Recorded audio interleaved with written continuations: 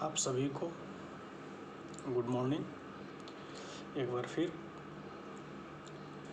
Shashi Dubey classes में आप सभी स्टूडेंट्स का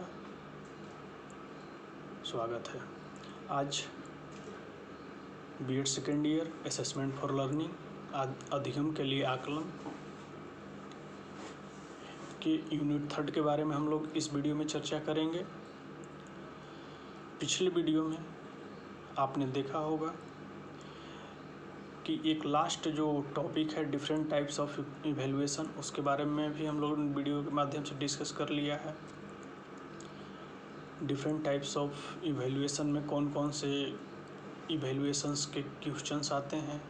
subjective, short types question, very short types question, उसके बाद multiple choice question. Multiple choice questions में भी अलग अलग पैटर्न है। सब्जेक्टिव निबंधात्मक प्रश्न,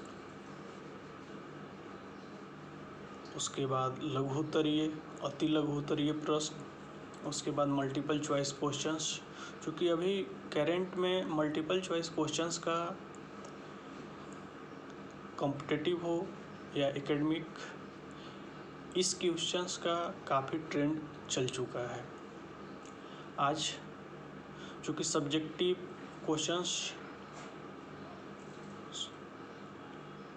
आपका निबंधात्मक प्रश्न आप लोगों ने देखा है, अभी तक जितने भी एकेडमिक रिकॉर्ड हैं वो आप सब्जेक्टिव क्वेश्चंस के माध्यम से ही अपने एजुकेशनल अचीवमेंट हासिल किए हैं, शैक्षिक उपलब्धि को हासिल किए हैं। आज हम बेसिकली मल्टीपल चॉइस क्वेश्चंस के पैटर्न के बारे में डिस्कस करेंगे कि मल्टीपल चॉइस क्वेश्चंस का पैटर्न्स अभी के फ़िलहाल समय में कौन कौन से चल रहे हैं। तो जनरली मल्टीपल चॉइस क्वेश्चंस में हमारे दिमाग में एक बात आती है, 4 ऑप्शंस और क्वेश्चंस, 5 ऑप्शंस और क्वेश्चंस, ये मल्टीपल चॉइस क्वेश्चन का पैटर्न है। तो आप देखेंगे मल्टीपल चॉइस क्वेश्चंस में इसको अगर कि आप सेपरेट टर्म को डिवाइड करके देखेंगे तो इसमें भी टाइप्स होते हैं। जैसे fill in the blanks, match A and B, जैसे कॉलम ए एंड बी को मैचिंग कराना, उसके बाद true and false, true and false, उसके बाद options based question, positive questions. और अभी जो कॉम्पिटिटिव एग्ज़ाम का अभी के समय में जो कॉम्पिटिटिव एग्ज़ाम का सिलेक्शन बेस्ड क्वेश्चंस जो होते हैं, जो आपको किसी एग्ज़ाम में सिलेक्ट कराता है, वो सबसे ज़्यादा निगेटिव बेस्ड क्वेश्चंस आपको सिलेक्ट कराते हैं। हम लोग अक्सर निगेटिव बेस्ड क्वेश्चंस को पॉजिटिव बेस्ड क्वेश्चंस ही समझ के हम उसका आंसर दे देते हैं। जैसे एक एग्जाम्पल के तौर पे, भारत की राजधानी नहीं है। अब बच्चा या स्टूडेंट्स जब भी क्वेश्चंस को देखते हैं, अरे भारत की राजधानी पूछा है तो दिल्ली ही होगा, लेकिन वहाँ पे निगेटिव सेंस में उस क्वेश्चन का मीनिंग निकल रहा है। तो जब हम निगेटिव सेंस में बात करते हैं उस क्वेश्चन का, तो आपको सिलेक्शन प्रोसीजर या सिलेक्ट कराने में सबसे अहम भूमिका निगेटिव क्वेश्चन का ही रहता है। इसलिए मल्टीपल चॉइस क्वेश्चन में fill in the blanks, match, positive questions, negative questions, true and false, statement based questions. जैसे आजकल भी आप लोगों ने देखा होगा कि बहुत सारे कॉम्पिटिटिव एग्ज़ाम में स्टेटमेंट बेस्ड क्वेश्चंस पूछे जा रहे हैं। 2 स्टेटमेंट दे दिया जाता है। 2 स्टेटमेंट देने के बाद उसमें आपको 4 ऑप्शंस रहेंगे और 4 ऑप्शंस में फर्स्ट ए आंसर सही है, बी सही है, दोनों सही है या दोनों गलत है। तो ये स्टेटमेंट बेस्ड क्वेश्चंस भी पूछे जाते हैं। और ऑप्शंस में जब हम बात करते हैं मल्टीपल चॉइस क्वेश्चंस में, तो एकेडमिक में जनरली आप देखेंगे तो 4 ही ऑप्शन मिलता है किसी भी क्वेश्चन का, 4 ऑप्शंस एकेडमिक बेस्ड क्वेश्चंस में। लेकिन आप यहाँ जब कॉम्पिटिटिव में बात करेंगे तो ऑप्शंस की संख्या बढ़ जाती है। कुछ कॉम्पिटिटिव एग्जाम में ऑप्शन 5 भी दिए जाते हैं। लास्ट ऑप्शन उपरोक्त सभी या इनमें से कोई नहीं, ऑल ऑफ दीज या नॉन ऑफ दीज ऑप्शंस कुछ एग्ज़ाम में बैंकिंग वगैरह हो गया या कमीशन वगैरह का बीपीएससी वगैरह एग्ज़ाम में पूछे जाते हैं। तो ये आपका मल्टीपल चॉइस क्वेश्चंस का, बहुविकल्पीय प्रश्न का ये पैटर्न और ये ट्रेंड्स चल रहा है।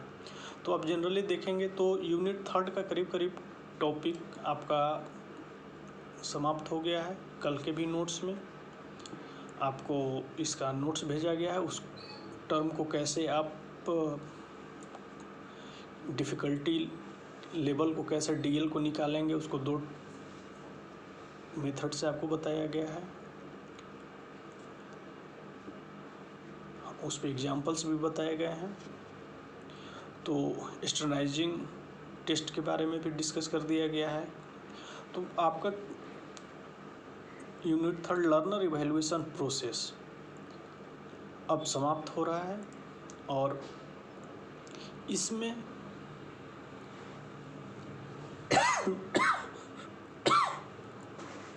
अगर कि कोई भी टॉपिक छूट गया होगा, वैसे आप सिलेबस देखेंगे तो सिलेबस में ऐसा कोई भी टॉपिक नहीं छोड़ा गया है। Construction of teacher made achievement test के बारे में आपको उपलब्धि परीक्षण के बारे में पूरा डिस्कस किया गया है।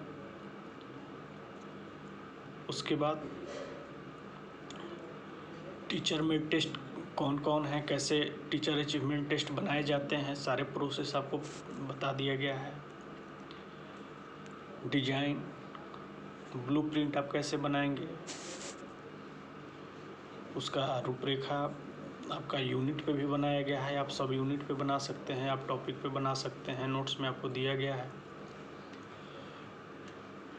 Preparing the question paper and making scheme, आपको ब्लूम टैक्सोनॉमी में कॉग्निटिव, अफेक्टिव, साइकोमोटर तीनों टीचिंग ऑब्जेक्टिव्स के बारे में डिस्कस किया गया और सारे पॉइंट्स को कैसे डिफाइन किया गया, कैसे क्वेश्चंस जब हम बनाते हैं तो उसको कैसे यूज करते हैं, ये भी चीज़ आपको डिस्कस और नोट्स के माध्यम से क्लास में ये कर दिया गया है। उसके बाद क्वेश्चन पेपर, हम क्वेश्चन पेपर बनाते हैं तो उसमें हमको क्या क्या करना रहता है। Steps in standardising and achievement test, ये आपको फर्स्ट में भी अचीवमेंट टेस्ट में भी बताया गया था। उसके बाद इसके डिफ़िकल्टी लेवल आप कैसे निकालेंगे। उसके बाद डिफरेंट टाइप्स ऑफ क्वेश्चन में हमने डिस्कस किया कि डिफरेंट टाइप्स ऑफ क्वेश्चंस में कौन कौन से क्वेश्चंस आएंगे, जो इस वीडियो में भी चर्चा किया गया है। और अभी जो आपका जो सबसे अधिक ट्रेंडिंग कॉम्पिटिटिव एग्ज़ाम में मल्टीपल चॉइस क्वेश्चंस MCQ ही आ रहे हैं, जिसमें सिस्टमेटिक आपको बताया गया, सब्जेक्टिव क्वेश्चंस कैसे पूछे जाते हैं, किन किन बातों को ध्यान रखा जाता है। तो आप टीचिंग ऑब्जेक्ट्स अगर के ध्यान में रखेंगे तो वो चीज़ आपको क्लियर हो जाएगा, आपको क्वेश्चन बैंक प्रिपेयर करने में कोई भी परेशानी नहीं होगा, या क्वेश्चन पेपर आपको प्रिपेयर करने में कोई भी दिक्कत नहीं होगा। उसके बाद short types question, very short types question, लघु उत्तरीय, अति लघु उत्तरीय। लघु उत्तरीय में डिफिनेशन वगैरह या जो भी पूछा जाता है। अति लघु उत्तरीय में 1 वर्ड्स, यानी एक ही शब्द में आप उसको डिफाइन आंसर्स दे सकते हैं, लेकिन आपको क्वेश्चंस समझना है कि क्वेश्चंस कैसे पूछे जाते हैं।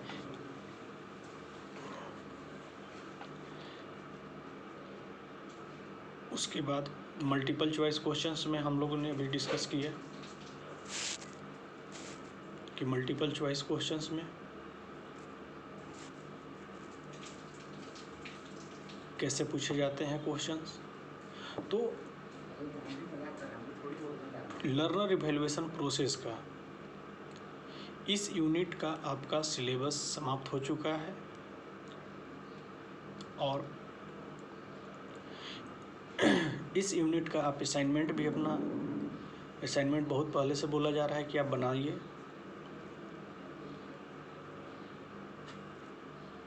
असाइनमेंट में A4 साइज पेपर में हमको बनाना है, जो लाइन वाला पेपर ना हो। पहले आप चूँकि सेकेंड ईयर में आ चुके हैं, सेकेंड ईयर में आपको असाइनमेंट फर्स्ट ईयर में बनाया गया है, सेकेंड ईयर में आपको पता है कि कैसे हमको असाइनमेंट बनाना है। सिलेबस के अकॉर्डिंग हम लर्नर इवैल्यूएशन प्रोसेस में बना सकते हैं। उसके बाद इस यूनिट के बाद हम लोग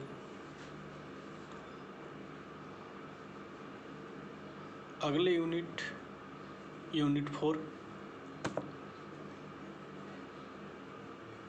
के बारे में पढ़ेंगे या डिस्कस करेंगे। तो यूनिट 3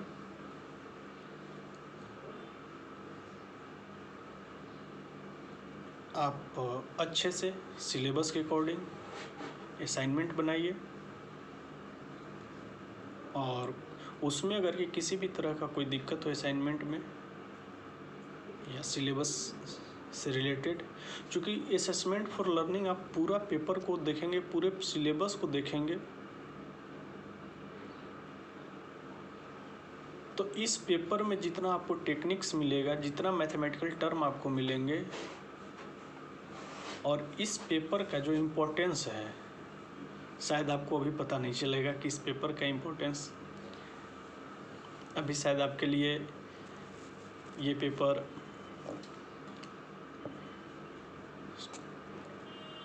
एटी मार्क्स का एग्ज़ाम पास करने के लिए। लेकिन जब आप कहीं ऑन जॉब जाएंगे, कहीं टीचिंग करेंगे, तब जब आपको इस तरह की बातें सुनने को मिलेगी कि आप क्वेश्चन पेपर बनाइए, बच्चों का इवैल्यूएशन कीजिए, कैसे क्वेश्चन बनाएंगे उसका ब्लूप्रिंट आप दीजिए, तब इस पेपर का आपको इम्पोर्टेंट पता चलेगा। तो इसके लिए, और दूसरी बात, प्रीवियस ईयर क्वेश्चन बैंक भी आप देखिएगा इस पेपर का, कि जो प्रीवियस ईयर में अभी भी आपके सीनियर का एग्ज़ाम्स हुए हैं, तो प्रीवियस ईयर क्वेश्चन में कैसे क्वेश्चन का पैटर्न है पूछने का, यूनिट वाइज कैसे पूछ रहे हैं,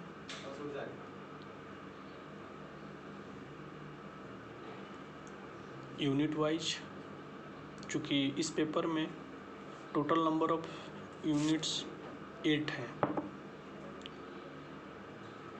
टोटल नंबर ऑफ यूनिट्स 8 हैं,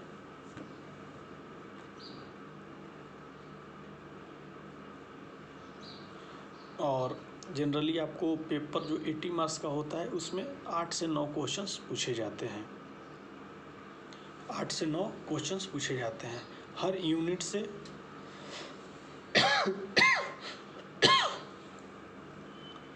हर यूनिट से एक क्वेश्चंस, यूनिट 1 से एक क्वेश्चंस, 2 से,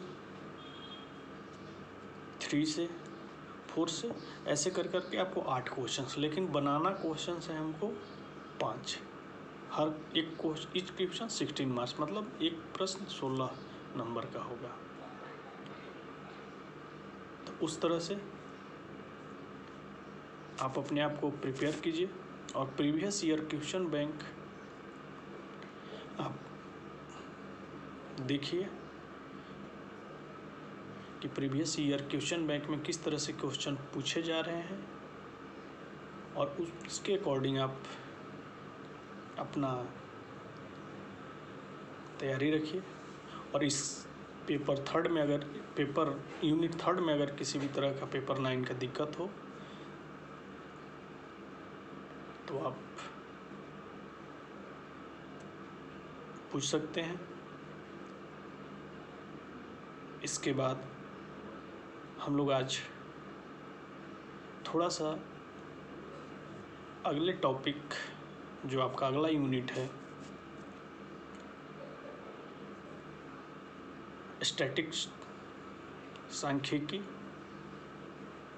यूनिट 4, उसका सिलेबस, उसमें क्या क्या हमको पढ़ना है,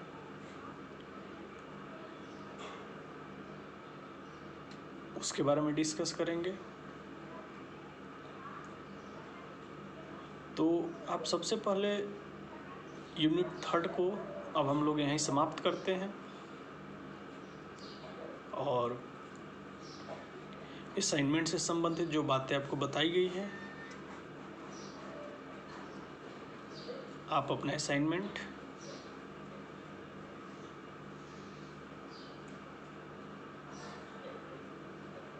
बनाते रहिए। और असाइनमेंट से संबंधित कुछ भी अगर की दिक्कत हो, जैसे कुछ बच्चे का परेशानी ये है कि सर हम क्लास में अटेंड नहीं कर पाते हैं, जिसके चलते हम असाइनमेंट के बारे में नहीं सुन पाए, तो ऐसा नहीं है। आप नोट्स भी देखेंगे तो नोट्स आपको असाइनमेंट बनाने में काफ़ी मदद करेगा। आप अगर कि वीडियो भी देखेंगे तो वीडियो भी आपको असाइनमेंट बनाने में काफ़ी मदद करेगा। जूम ऐप का क्लास, तो ये नहीं है कि आप ये नहीं कर पाएंगे, वो नहीं कर पाएंगे, आपको बनाना है। और इसमें किसी भी तरह का कोई दिक्कत है तो आप कांटेक्ट कर सकते हैं, पूछ सकते हैं कि सर हम कैसे बनाएं, कैसे क्या करना है। और बहुत सारे बच्चों का ये रहता है कि सर इसमें हम कितना बनाएं, कितना लिखें। आप दोनों यूनिट में जितना आपको सेटिस्फेक्शन हो जाए कि हाँ इतना मेरा ठीक ठाक है, मैक्सिमम 40-45 पेज, और मिनिमम आप, कुछ बच्चे मिनिमम पर ज़्यादा फोकस करते हैं, तो मिनिमम 25+ पेज होना चाहिए।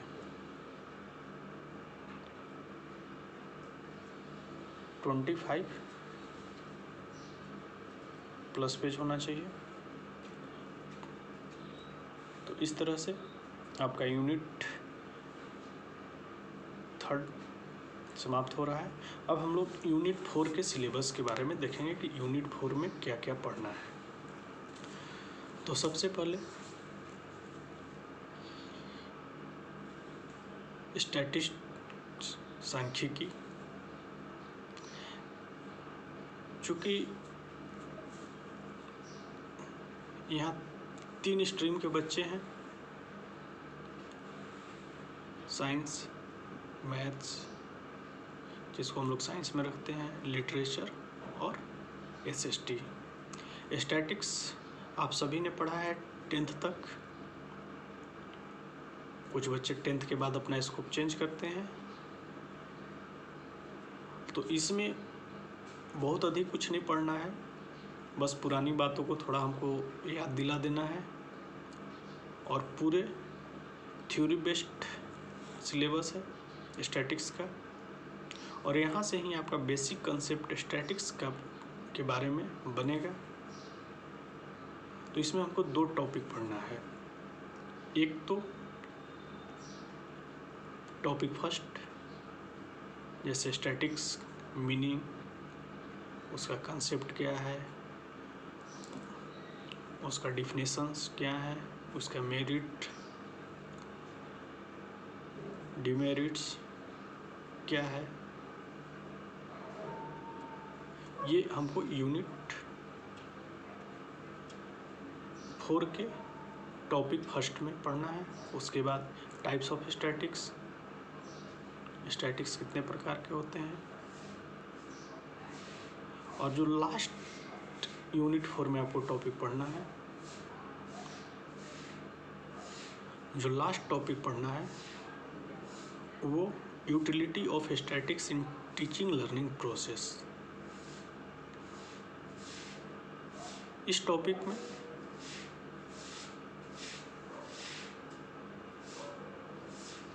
पूरे स्टैटिक्स को आप कैसे टीचिंग लर्निंग प्रोसेस में, टीएलपी में कैसे स्टैटिक्स का यूज करेंगे,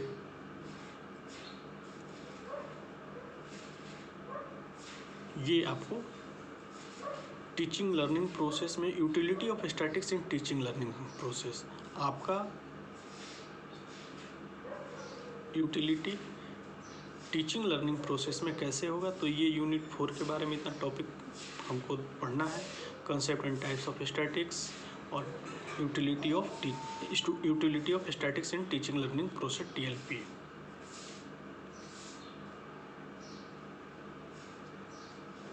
आज इस वीडियो में